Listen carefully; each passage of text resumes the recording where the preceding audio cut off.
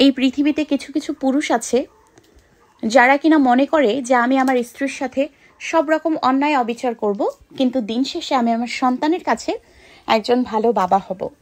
এটা কি আদৌ সম্ভব? আমাকে সবাই কমেন্ট করে জানাবেন। এই পৃথিবীতে একটা সন্তান তাকেই সবচেয়ে ঘৃণা করে যে তার মাকে কষ্ট দেয়। তো আপনি আপনার স্ত্রীর সাথে দিনের পর দিন সব রকম অন্যায় অবিচার করে যাবেন, যেমন অবহেলা করবেন, তাকে কোনো গুরুত্ব দেবেন না, সেই সংসারে তার বিন্দু মাত্র অধিকার নেই। এবং এমন কিছু পুরুষ আছে যারা কিনা দিনের পর দিন যৌতুকের জন্য মারধর করে, তারপর নেশাগ্রস্ত এবং পরকীয়ায় আসক্ত থাকে দিনের পর দিন। বউয়ের বিন্দু মাত্র মূল্য থাকে না একটা সংসারে। আবার কিছু কিছু পুরুষ আছে যারা কিনা বউ বাচ্চার দায়িত্ব পালন করে না। বউ যদি কোথাও কর্মরত থাকে তাহলে বউকেই সব রকম দায়িত্ব কর্তব্য পালন করতে হয় এবং দিন শেষে বলে যে তুমি আমার কোনো কথা শোনো না।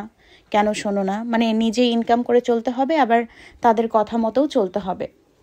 ঠিক আছে, তো এত কিছুর পরেও, এত কিছু অন্যায় অবিচার করার পরে যখন আপনার স্ত্রী নিজেকে গুটিয়ে নেবে নিজের মতো করে, তখন আপনি আসবেন সন্তানের অধিকার চাইতে, সন্তানকে নিয়ে যেতে।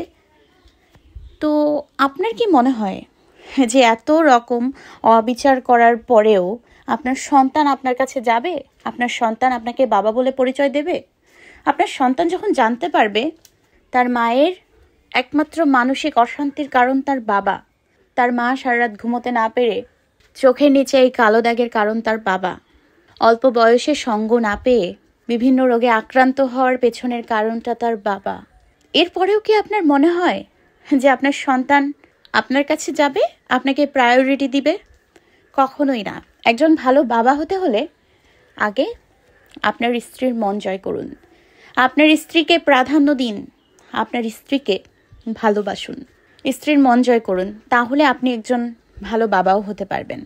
স্ত্রীর কাছে যদি ভালো না হতে পারেন, সন্তানের কাছেও ভালো হতে পারবেন না।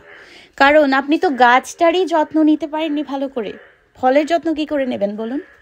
তো একজন ভালো বাবা হতে গেলে আগে ভালো স্বামী হতে হবে, না হলে আপনার সন্তানও আপনাকে বিন্দু মাত্র মূল্যায়ন করবে না, আপনার সন্তানও আপনার কাছে যাবে না যখন সে জানতে পারবে তার মায়ের কষ্টের কারণ একমাত্র তার বাবা।